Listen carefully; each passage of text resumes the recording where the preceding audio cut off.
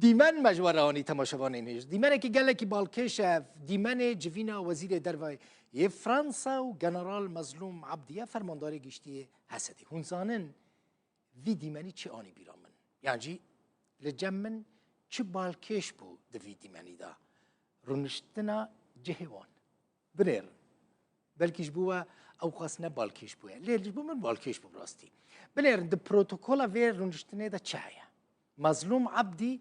لجهه که رونشتیه لجهه خودی ماله رونشتیه یعنی دوی دیمنی دا دیار دبه که خودی ماله مظلوم عبدیه وزیر دروای فرانسا باروتجی میوانه مظلوم عبدی العالی راستی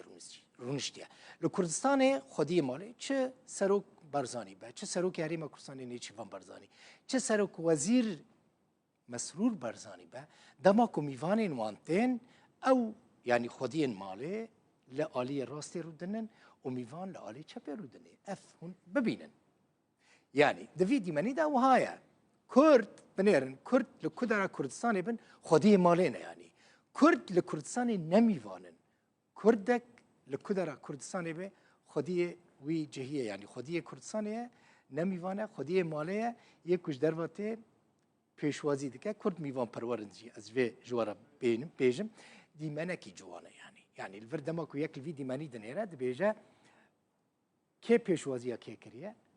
مظلوم عبدی پیشوازی وزیر دروا یه فرانسا کریه خوشه براستی هولر مالا هر کردگیه پایتخت کردستانیه مظلوم عبدی جلوه داره خودی ورد بینه پیشوازی میوانه دکه باشه جوانه براستی وزیر دروا فرانسا جان نوئل باروت لسر حساب خواه ایکس چه نویسند گوت او لقل جنرال مظلوم عبدي فرماندار گشتی حسده دبیجه ما بهفر 10 سالان شر داعش کر اروها گوت پیوسته ماف